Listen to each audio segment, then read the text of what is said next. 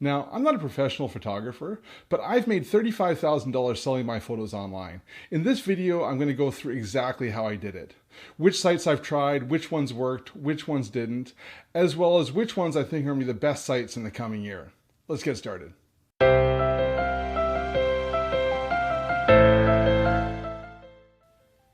Hi, I'm James. I make a living as a software developer, but I love travel and landscape photography. For the past 7 years, I've been selling my photos online. Now, I'm going to be going through the results that I've got selling my photos online, but your results may differ depending on the type of photography you do. I'd love to hear in the comments section about whether you've tried selling your photos online before and what type of success you've had. Also, stick around at the end of this video because I'm going to go through which sites I think are going to be the best in the coming year. Now I'm going to jump on the computer and show you some charts of the sales I've had over the past 7 years. So I keep track of the revenue from each website in Excel.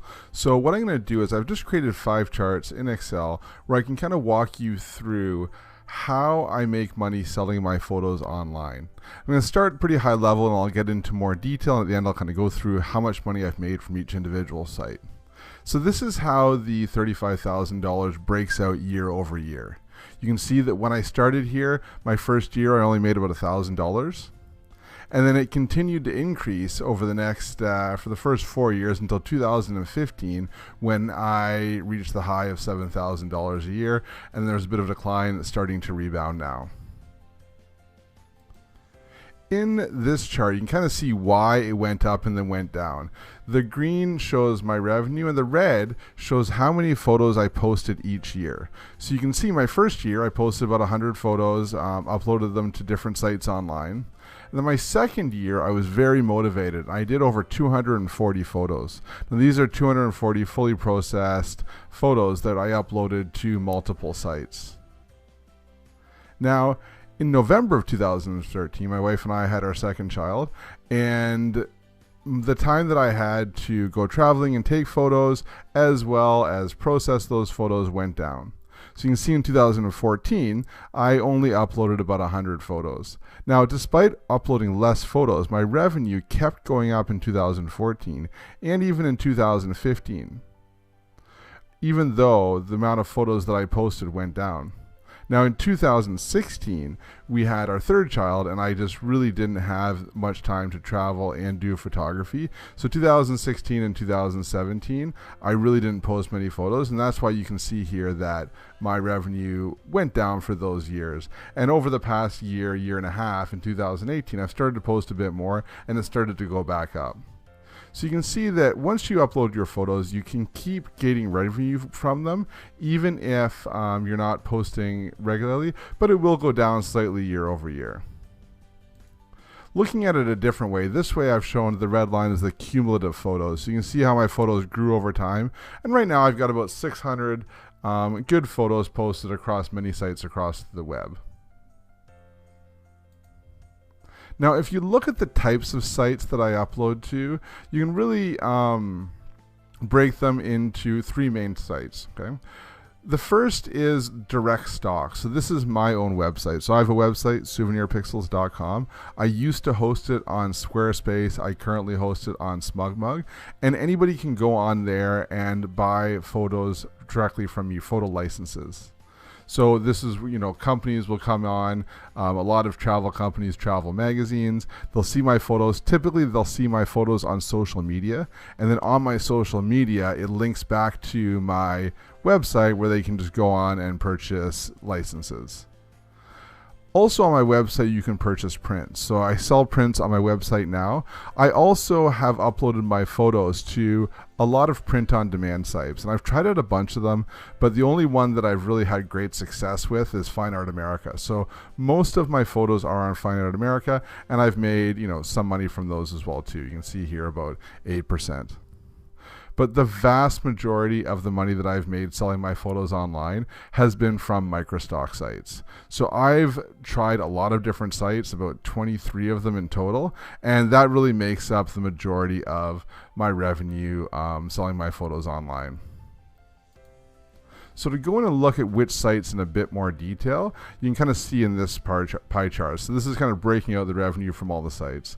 So you can see by far, this pink bar here is Shutterstock, and they are by far been the best site for me for selling my photos online. I had a very good run with Shutterstock. You know, if you typed in landscapes in Shutterstock, I had a photo on the main page. If you typed in Canada, I had multiple photos on the first page. So I did really well year over year and month over month on Shutterstock.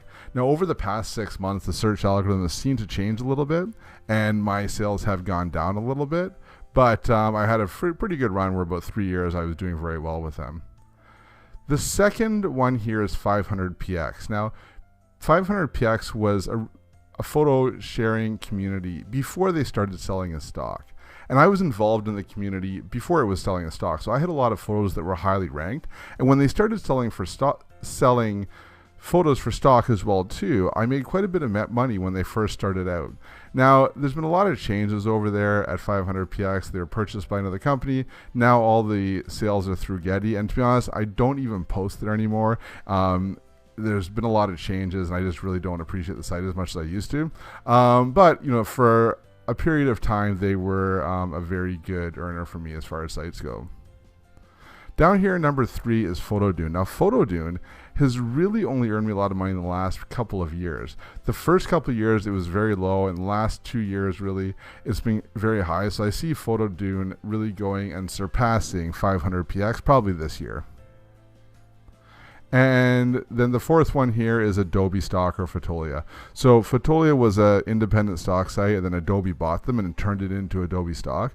So I had my portfolio on Fotolia. I did fairly well there, and now it's moved over to Adobe Stock. And when it moved over to Adobe Stock, I saw a bit of a dip in sales, but now I'm starting to see it pick up a bit more, maybe because I'm posting a bit more to Adobe Stock as well too.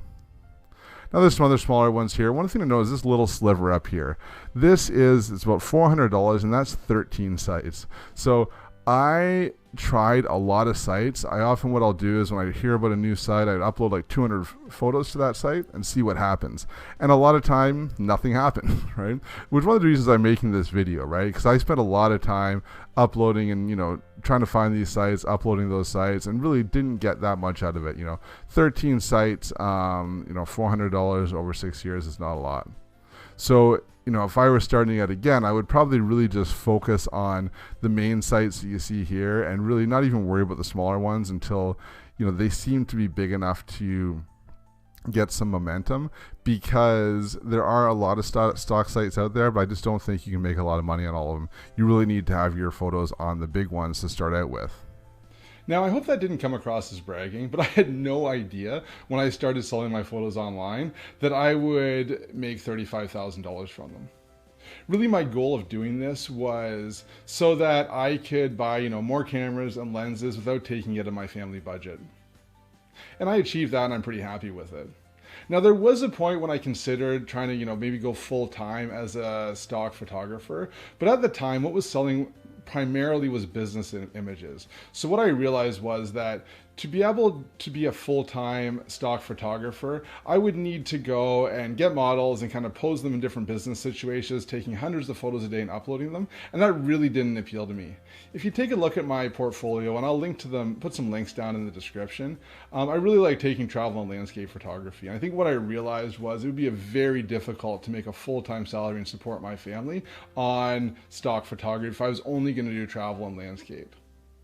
The other thing is that I enjoy my day job. I enjoy software development. I enjoy working with my clients. So I kind of feel like even if I did photography as a full-time job, I would probably just become like a software developer would become my hobby, and I still code in my part-time.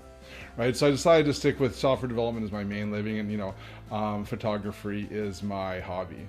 Now, you may have different goals, and hopefully, you know, this video is still useful, the stats that I showed, even though I kind of really only work on it part-time. Now, at the start of the video, I mentioned that, you know, at the end, I would talk about which sites I see being the best in the upcoming year. Now, about 5 months ago, I tried uploading some of my photos to free stock sites. Now, if you aren't familiar with these free stock sites, there's sites like Pexels, Pixabay, Upsplash is another one, where you can upload your photos and then anybody can use them for free, commercial purposes for free. So they're stock sites, but you don't get paid. But the thing is, when someone downloads them, the sites encourage that person to give you a donation for the photo. So I just did, as a trial, uploaded 100 of my photos, 100 of my oldest photos that weren't really making me money on any of the stock sites anyways. And in the past 3 months, I've made about $60 in donations. Now listen, that's not a lot of money, but $60 is more than I made from a lot of the lower sites that I have out there. And as my sales go down on Shutterstock, I plan on taking more of my older images and uploading these to these sites, and I think they could be a fairly decent sized revenue source for this year. So that's something that you may want to look into as well. Again, I haven't made a lot of money off it in the past, but it's something that I'm going to be trying more in the future. You can let me know in the comments what you think about these free stock sites. Now, if you found this video useful, make sure you go and hit the like button below, as well as hit the subscribe and the bell so you can get notified when I upload new videos. Happy uploading.